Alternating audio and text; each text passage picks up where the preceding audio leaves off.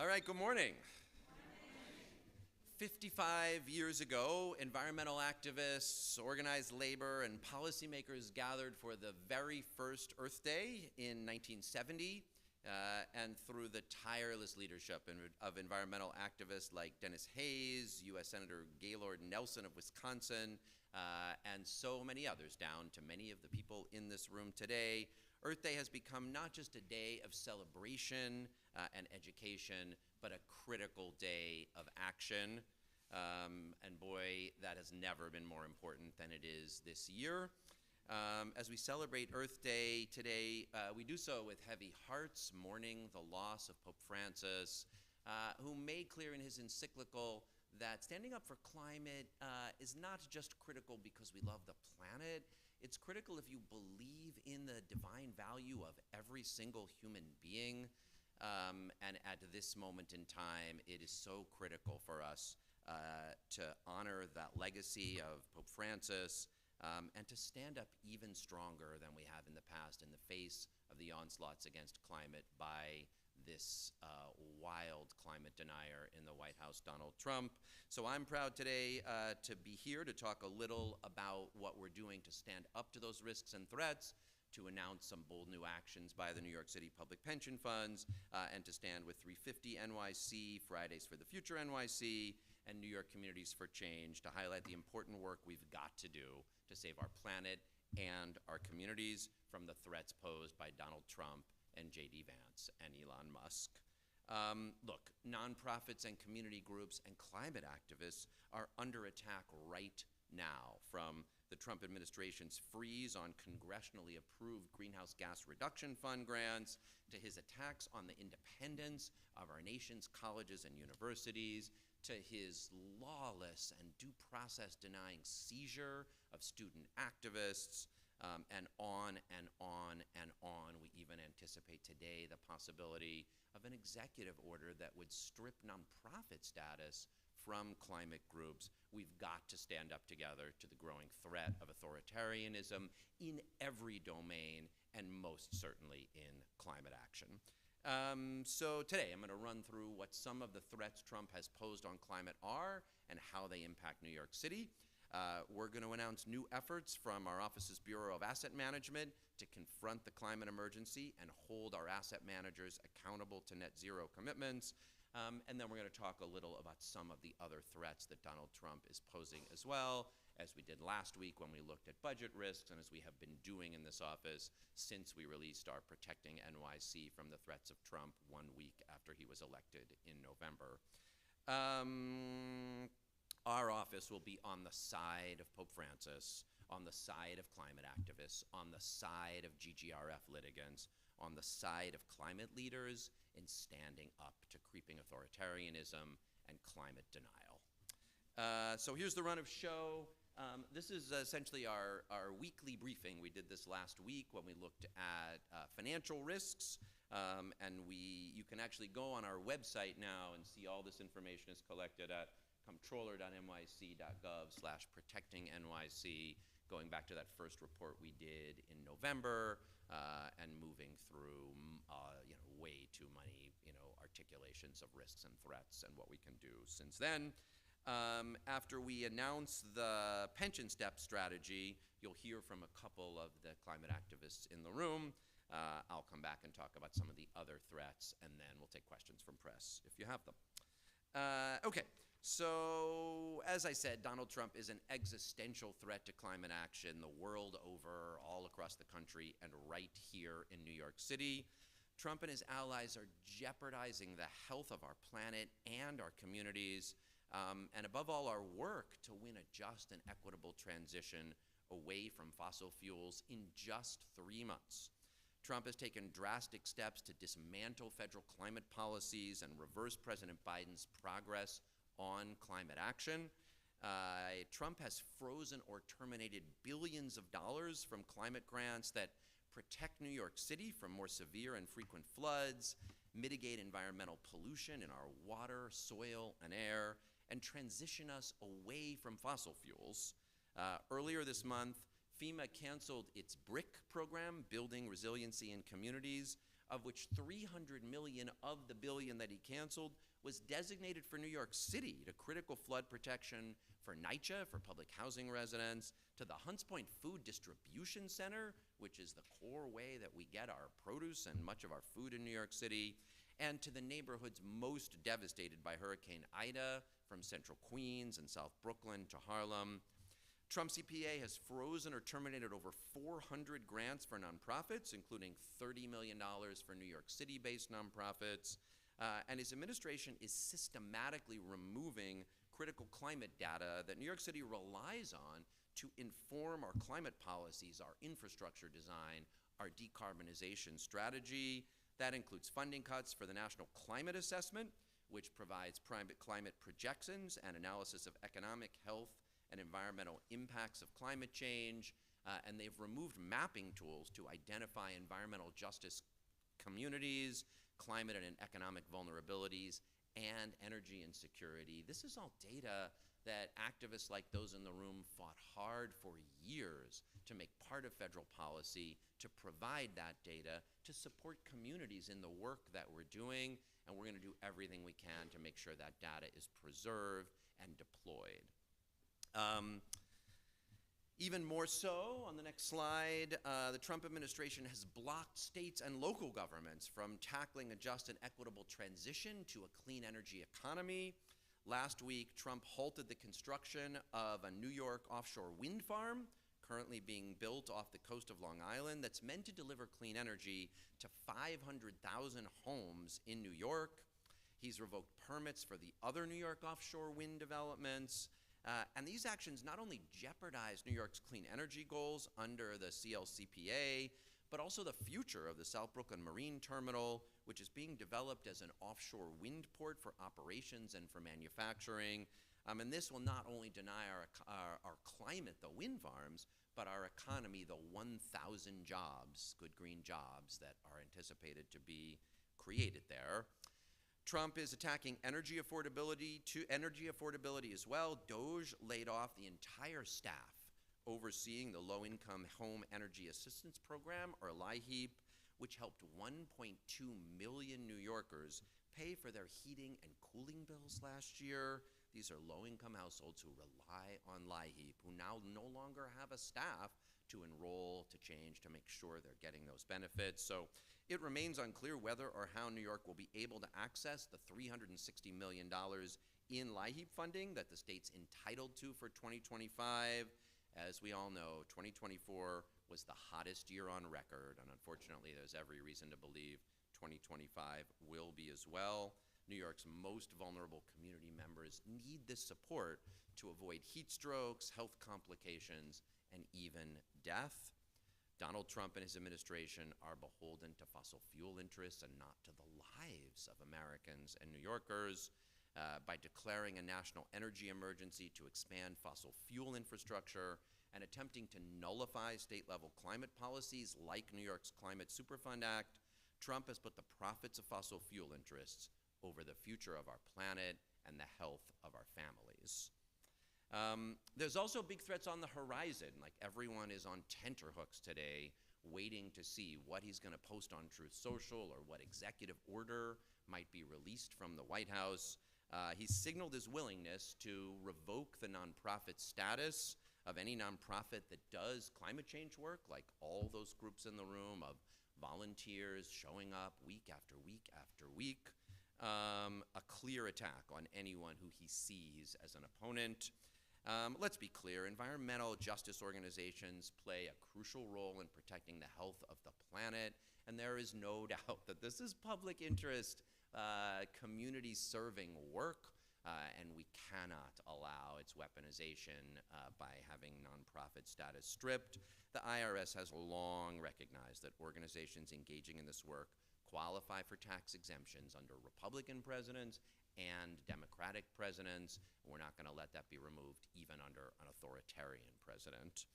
That executive order would be unconstitutional. The president can't strip an organization's tax status away just because he's capriciously angry it's Earth Day, or because he doesn't like the actions that you stand for. It runs counter to core constitutional principles of free speech, of equal protection, of due process, and we will be pushing back hard.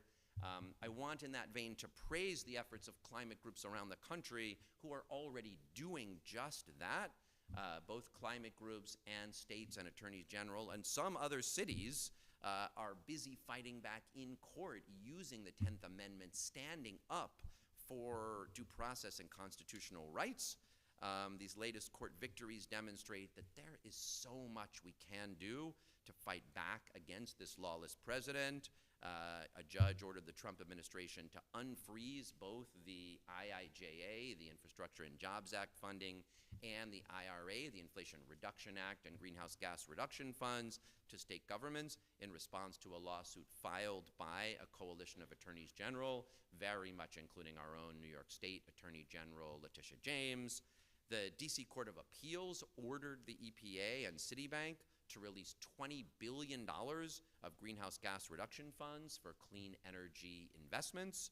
And a judge ordered 5 federal agencies to unfreeze environmental and infrastructure grants awarded to nonprofits. So let's be clear, when cities and states and climate activists and nonprofits stand up and fight, we can prevail in court against these lawless executive orders. So even as we spend Climate Day mourning Pope Francis, even as we worry about what Trump is going to do, it's an important Earth Day to celebrate the strength of climate action, to show that when we organize together, when we stand up, when we push forward, we can make progress. It is a critical Earth Day to be clear-eyed on the risks and resolute about progress.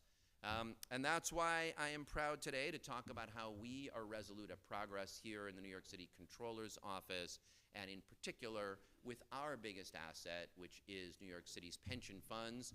You know, we often talk about the fact that most of New York's emissions are from its buildings, unlike other places around the country where most emissions come from transportation, and that's why it's important to be pushing forward with Local Law 97.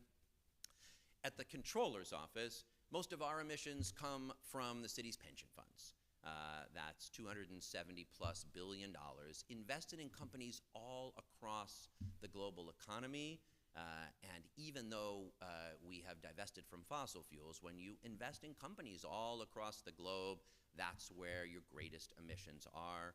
And that's why we have taken the boldest actions of any large public pension fund in the United States to become net zero and put forward a bold decarbonization program. And with our climate denialist in chief trying to mar this Earth Day, I'm proud to say we're taking our next bold step forward today. So let me just set the stage here. When I took office in 2022, I proposed, and 3 of our pension boards adopted, the boldest net zero implementation plan of any U.S. public pension fund. That plan included building on the divestment of fossil fuel reserve owners in our public equities, with strong action to achieve net zero emissions by 2040, the most ambitious goal of any large public pension fund in the United States. To get there, we committed to disclose our emissions across scopes 1, 2, and 3, going further than any other pension fund to include scope 3 in that announcement, in those disclosures. We included strategic engagement with the companies we invest in, like the successful campaigns we did last year at major North American banks, which finally forced JP Morgan Chase to disclose the ratio of fossil fuel lending and investments to clean energy lending and investments.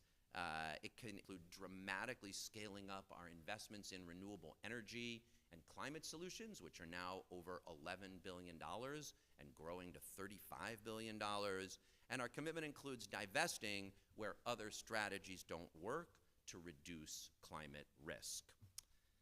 Last month, I'm pleased to say, we announced that the 3 New York City pension funds with net zero goals collectively achieved a 37% reduction in emissions since 2019, achieving their 2025 targets 1 year ahead of schedule, well on our path to being net zero by 2040, a real testament to the strategy that we adopted in 2022.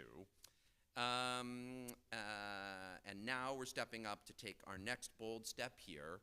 Our plan already called on our public markets asset managers to submit net zero plans to us by June 30th of this year. We let them know in 2022 that by June 30th, 2025, we expected to see their net zero plans.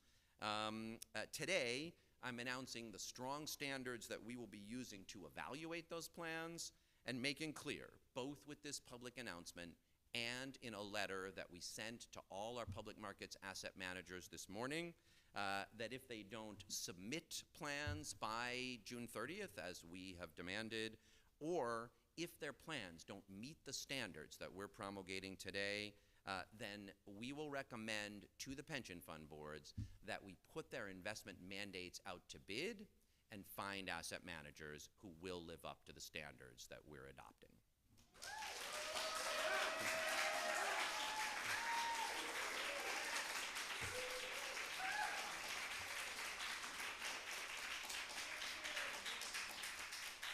All right, so as you can see, that's a popular, oh, here's the slide about the reductions, though. You could clap for the reductions also. This is our 37% reductions. You can see that we have from when we started measuring in 2019 through 2024, and we've got 3 funds here. So I think this is for NYCers, and you can see that we're down 41%, a little better than 37%.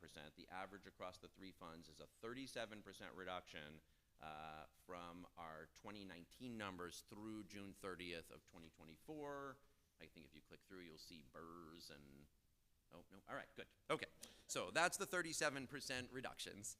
And again, what all of this shows is that we are clear that climate risk is financial risk, and that what's consistent with our fiduciary duty is attending to the risks we face all across our portfolio.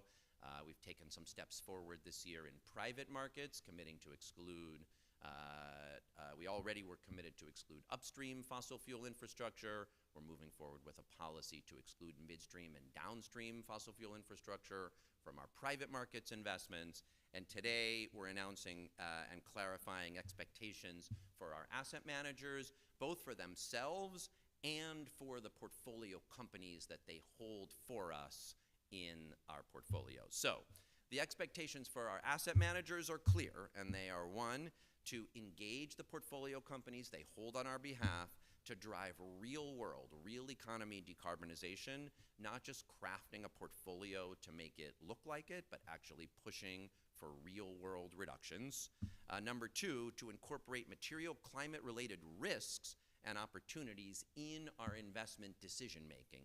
Maybe biggest example here is utility companies, of which we have a lot in our portfolio, as we've seen in the wildfires in California, some of which have been caused by utility lines. It's not only a question of how utilities are sourcing their power, it's the risks posed due to increased fires and other climate catastrophes.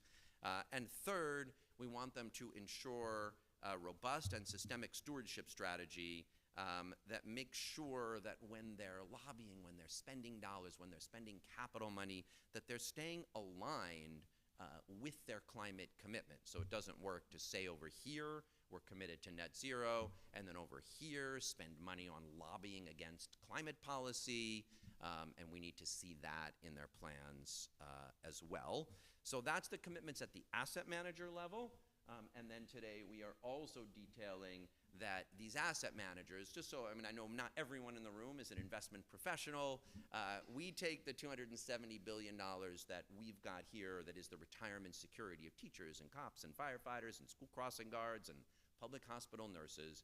We bid it out essentially to about 300 asset managers. Those are investment professionals, big companies who then invest that money in different kinds of companies. Some of them specialize, as in infrastructure.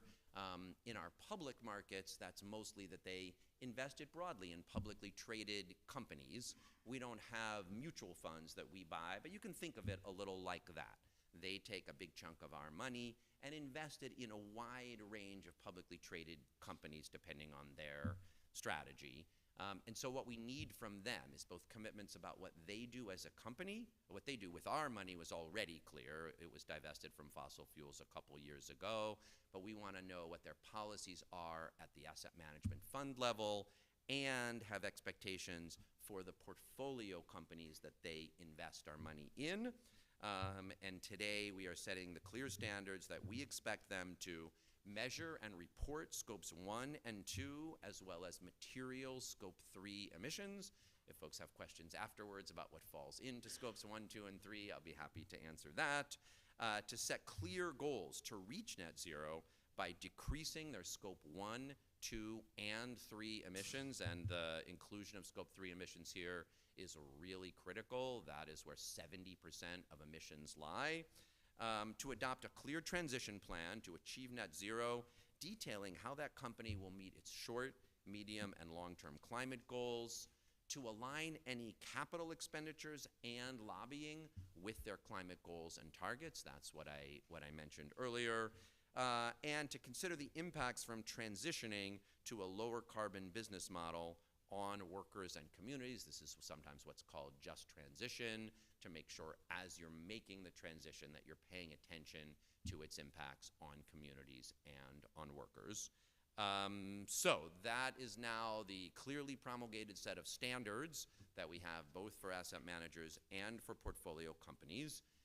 And we are also making clear today that we are prepared to hold asset managers accountable to our net zero priorities.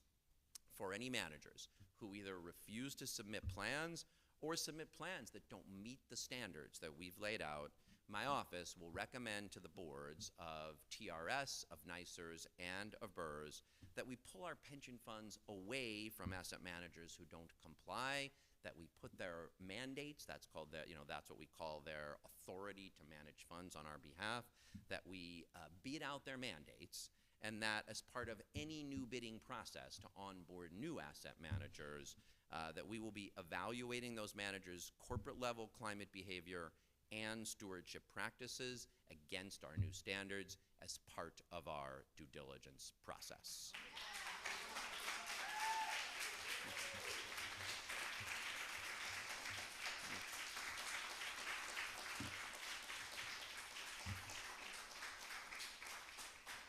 All right, thank you guys all very much for that, and now you'll get to cheer for some of your own folks who have been working with us on moving toward this standard and these commitments.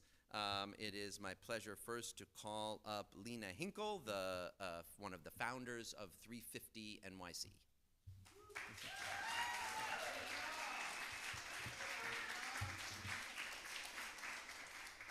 Thank you, Lena. Pleasure. Hey. This is tall.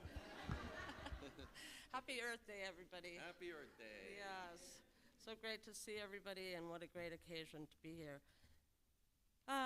So Dorian wanted me to speak today because I've been working in divestment and related stuff since 2012.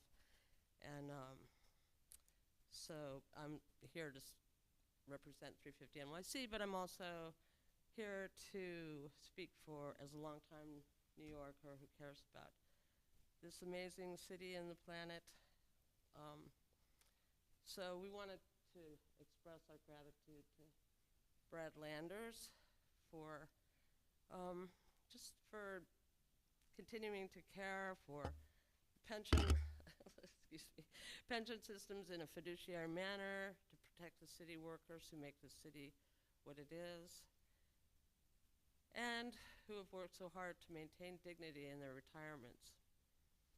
We're in a time of upheaval in our climate and in our consciousness. Corporations, Wall Street, and many elected officials have retreated from climate justice and their commitments. Asset managers have backed away from global warming pledges. Fables are being accepted as facts. And apparently there are still some folks who don't realize or won't acknowledge that climate risk is financial risk. Through this, Comptroller Lander has maintained steadfast stewardship, working on behalf of pensioners and advising the trustees to deliver a safe pension portfolio for city workers. And the controller is now taking the necessary steps, as he just said, to hold asset managers accountable. Step up on climate action or risk being dumped. That's huge. Thank you.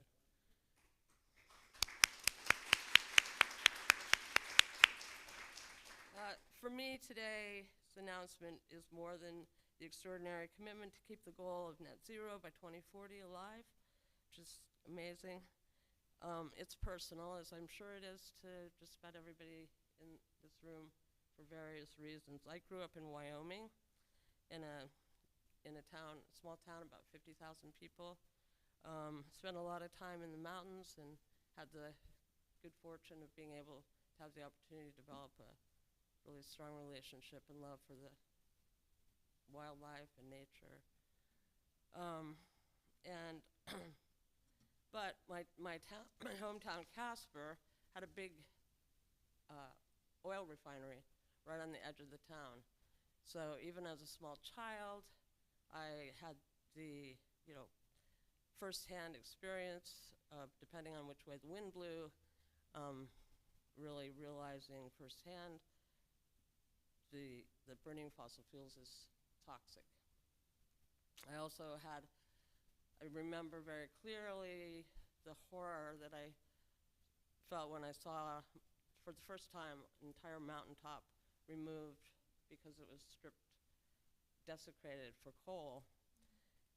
And that just stuck with me and made a big impact, and I just knew that there was a more sane way, and here we are.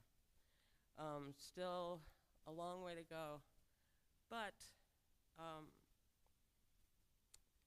we have made some really substantial progress, and this is one of the things, and it's really worth celebrating. Yes,